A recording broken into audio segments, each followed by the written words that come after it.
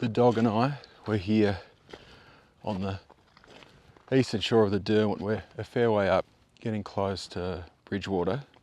This spot is called Green Point. That's what everybody calls it now. It used to be called Cove Point. That's because there's a cove there, and that's where the Jordan River, people forget there's a second river that enters Hobart. It joins the Derwent here.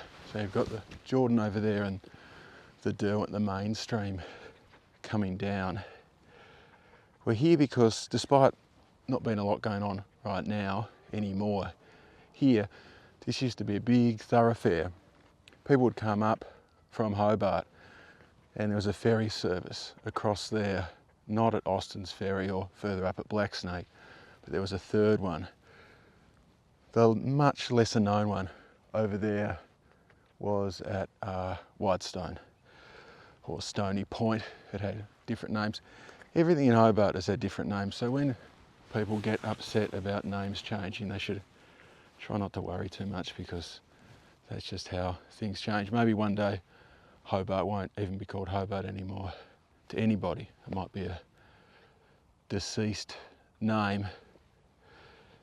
We're here to do a bit of urban archaeology. We're going to look around and see what we can find. There are actually ruins out here. There was a big inn, a big pub. Pubs back in the day, they weren't just for drinking. Right, pal? There are ruins anyhow. We're going to go and try and see what we can find. You have to look closer.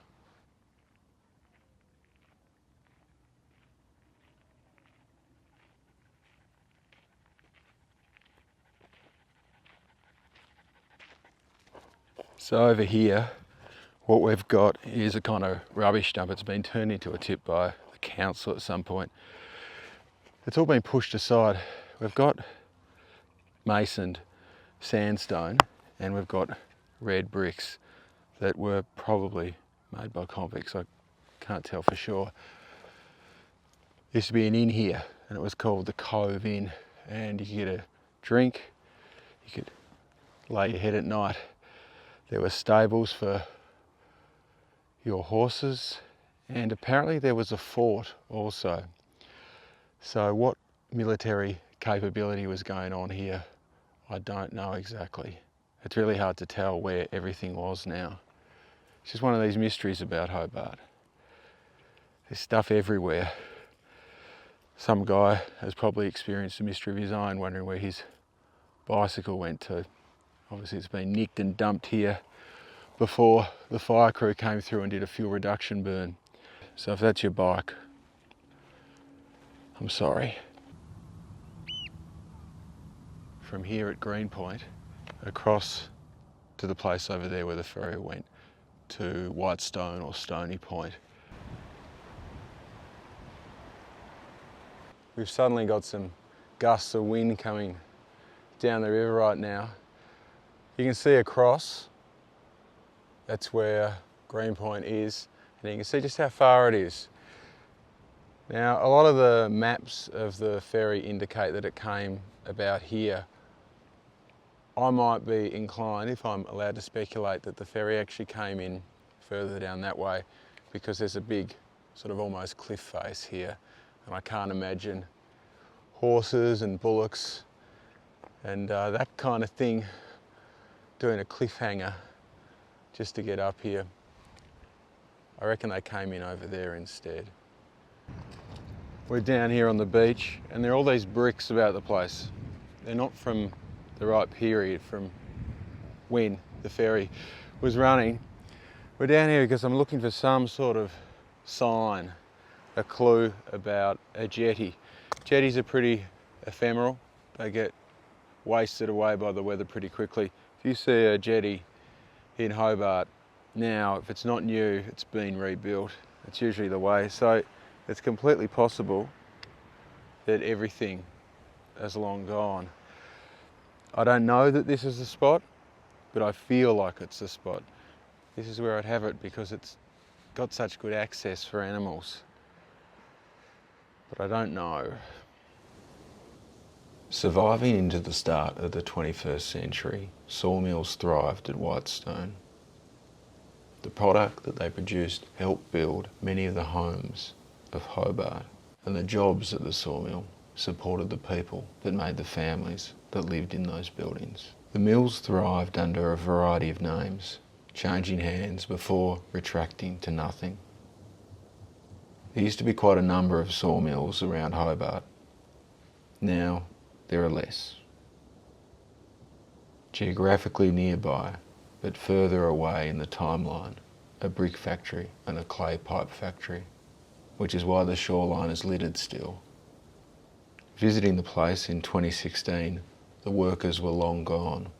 Vandals were making their mark. Today, Stoney Point is a new subdivision, still having homes being built upon it. In the same way that there was a pub on Cove Point, there was also one at Stoney Point. Operating from the 1820s, it had several names, including the Good Woman and the Jolly Sailor. But after the Bridgewater Causeway was built and people stopped using the ferry, the pub went out of business. The building was purchased in 1853, becoming a private residence known as Nortonville. Today, a new suburban home is where it once was. What was gone physically lingers on in literature, on the street sign, Nortonville Way.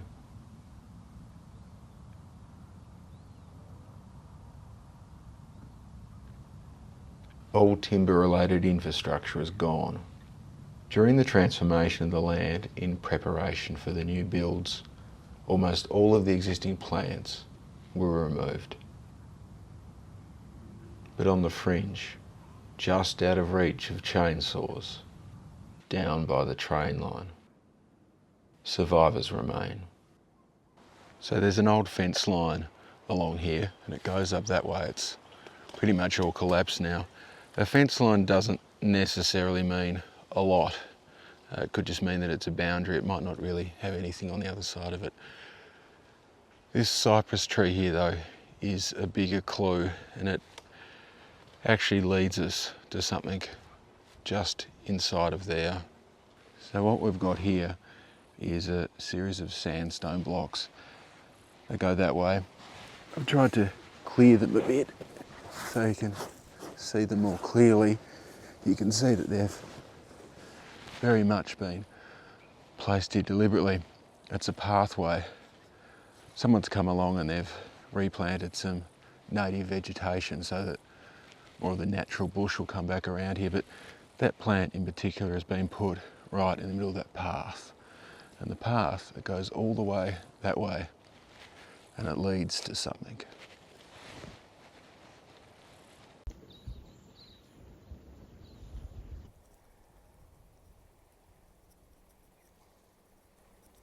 So we've been doing a bit of bush bashing along this path that's mostly used by marsupials.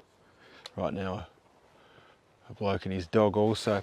And we've got to this. Which other way, mate? Come here. It's another one of these lines of sandstone. And it's here because there used to be a garden here. And that's because there was a home here. And this garden was semi-terraced. A lot of care and attention and affection was put into it. The house was right on the very, very waterfront of the River Derwent.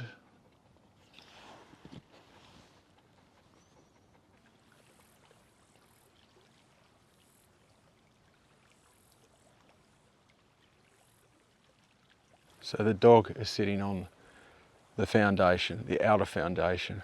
I guess the house would have gone up that way and its aspect was down towards Mount Direction.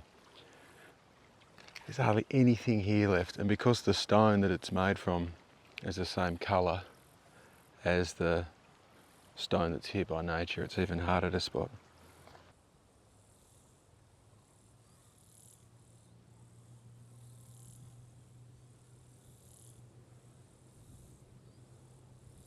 The dog and I are sitting on this retaining wall, which was actually a platform. There used to be a train station here.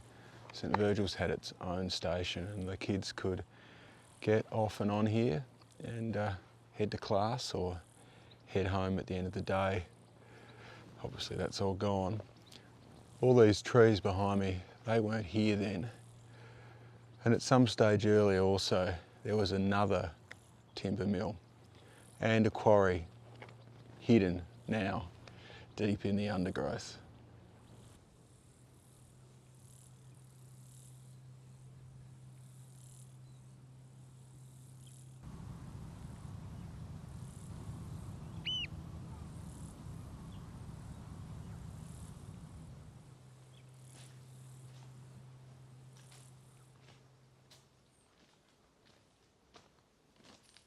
A few steps from the station is a sign, the fourth last letter of the alphabet. A whistle post that told the train drivers to sound their arrival across the tracks. The ferry and the factory and the pubs and the home are gone. The sound of the whistle can no longer be heard. Songs only last for as long as they're sung.